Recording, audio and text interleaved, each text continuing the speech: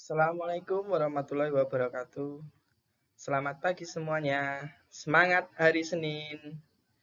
Hari ini kita akan melanjutkan pembelajaran tema kita. Kita akan belajar tema 1, indahnya kebersamaan, subtema 1, keberagaman budaya bangsaku, pembelajaran yang kedua. Sebelumnya, siapkan buku dan alat tulis kalian ya anak-anak.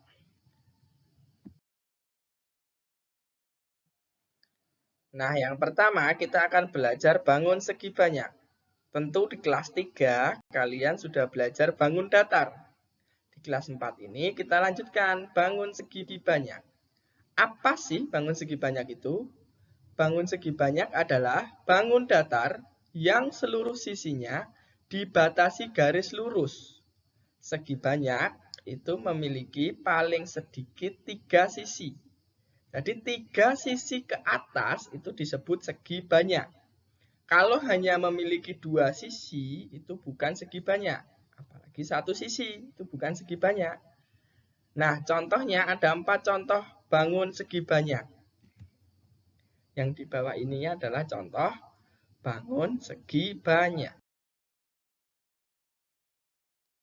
Kalau yang tadi contoh bangun segi banyak, nah ini contoh bukan bangun segi banyak. Jadi yang bukan segi banyak ini contohnya. Tadi bangun segi banyak itu dibatasi oleh garis lurus dan memiliki paling sedikit 3 sisi. Nah, di sini ada 4 contoh bangun. Bangun pertama itu tidak dibatasi garis lurus karena garisnya melengkung. Bangun kedua itu garisnya melingkar.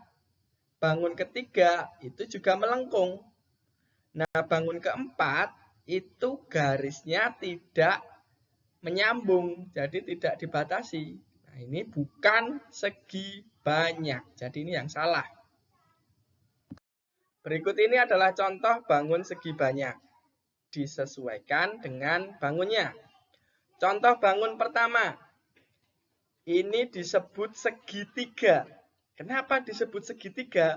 Segitiga berarti segi banyak dengan 3 sisi. Gambar yang kedua, ini disebut segi empat. Segi yang memiliki 4 sisi, hingga disebut segi empat. Bangun ketiga, ini disebut segi 5. Segi yang memiliki 5 sisi, itu disebut segi 5. Ini adalah contoh segi banyak. Nah, bagaimana anak-anak materi dari segi banyak tadi? Tentu kalian sudah paham kan? Jika ada yang belum paham, bisa ditanyakan ke Pak Jafar lewat WhatsApp. Nah, dari segi banyak tadi kan ada garis-garis. Nah, garis-garis itu pada sebuah tarian itu juga ada untuk menunjukkan gerakan. Selanjutnya, kita akan belajar dasar-dasar gerakan tari. Salah satu unsur utama dalam tari adalah gerakan tubuh. Gerakan tubuh dalam tari berfungsi untuk mengekspresikan suasana atau tema dalam tari tersebut. Jadi unsur utama tari itu gerakan tubuh. Gerakan tubuh itu mempunyai fungsi untuk mengekspresikan suasana atau tema tarian tersebut. Berikut adalah contoh tariannya. Ini adalah tari Bambangan Cakil. Nah, itu gerakannya seperti itu. Kenapa gerakannya seperti itu? Itu menceritakan suasana perang antara kesatria dan raksasa. Gerakan tubuhnya seperti orang perang, sehingga menceritakan perang. Nah, selanjutnya ini adalah contoh gerakan tarian. Kalian bisa mempraktekkan gerakan ini di rumah masing-masing. Berikut adalah contoh gerakan 1 dan gerakan 2. Kita coba yang gerakan 1 dulu. Hitungan 1 yang 3, 5, dan 7. Yang gerakan 2, hitungan 2, 4, 6, dan 8. Cara mempraktekannya, penari berjalan berdampingan dengan kedua tangan melentik di samping badan. Seperti gambar. Kedua, gerakan yang kedua, penari bergerak ke kiri dan ke kanan. Yang ketiga, tangan berada di samping badan dan dilentikkan. Yang keempat, lalu berjalan ke tengah panggung menghadap depan. Kalian bisa mempraktekkannya sendiri di rumah ya. Selanjutnya ada gerakan tarian yang ketiga dan keempat. Penari berputar dengan arah berlawanan. Tangan kanan berada di bahu dan tangan kiri direntangkan ke samping. Seperti contoh pada gambar ya anak-anak.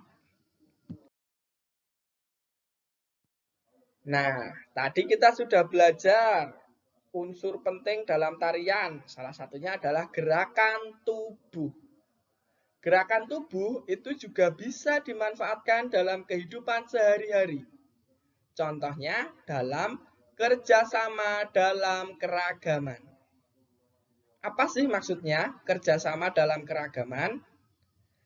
Kita bekerja sama tanpa memperhatikan persamaan sesama. Jadi walaupun kita berbeda, kita harus kerjasama. Contohnya, laki-laki dan perempuan membersihkan kelas waktu piket. Nah, itu bisa kerjasama. Itu kerjasama dalam keragaman. Karena perbedaan bukanlah penghalang untuk melakukan sebuah kerjasama. Contoh kerjasama dalam keragaman. 1. Kerja bakti. Kerja bakti merupakan sebuah kegiatan yang dilakukan bersama-sama. Berikut adalah contoh gambar kerja bakti membersihkan lingkungan. Contoh yang kedua kerjasama dalam keragaman adalah festival budaya. Kalian pernah melihat festival budaya kan? Apalagi sekolah kita dulu juga pernah melakukan festival budaya.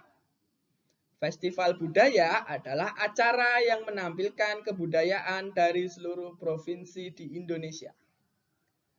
Masyarakat dari beragam suku bekerja sama menampilkan kebudayaan yang dimilikinya. Nah, kebudayaan setiap provinsi itu kan berbeda-beda. Tetapi kita harus kerjasama supaya menampilkan festival budaya yang bagus. Jadi walaupun berbeda atau beragam, kita harus bekerja sama. Berikut adalah contoh gambar Festival Tari di Lumajang, Jawa Timur. Nah, hari ini tadi kita sudah belajar 3 materi anak-anak. Yang pertama tadi adalah segi banyak. Yang kedua tadi kita belajar apa? Iya, kita belajar gerak tubuh dalam tarian. Yang ketiga tadi kita belajar apa? Kerjasama dalam keragaman. Contoh segi banyak tadi apa saja? Segi 3, segi 4, segi 5. Gerakan tubuh dalam tarian tadi berfungsi untuk apa? Mengekspresikan tema atau suasana tarian. Nah, kerjasama dalam keragaman. Itu tadi contohnya apa saja? Ada kerja bakti, festival budaya, ada lagi juga gotong royong, piket di sekolah. Nah, itu contohnya. Nah, kita sudah mempelajari semuanya. Sekarang ada soal evaluasi anak-anak. Soal evaluasi nanti kalian tulis di buku tulis kalian masing-masing, dijawab di buku tulis. Setelah itu difotokan, dikirim ke WhatsApp Pak Jafar ya semuanya. Berikut soal evaluasinya. Hanya ada 4 soal. 1. Sebutkan dan gambarkan 3 contoh segi banyak. 2. Gambarkan 3 contoh bangun yang bukan merupakan segi banyak. 3. Jelaskan fungsi gerak tubuh dalam sebuah tarian. 4. Sebutkan 3 contoh kerjasama dalam keragaman. Sekian untuk pembelajaran hari ini ya anak-anak. Terima kasih. Semangat belajar terus semuanya. Jaga kesehatan dan semoga kita semua lekas kembali belajar di sekolah. Amin. Wassalamualaikum warahmatullahi wabarakatuh.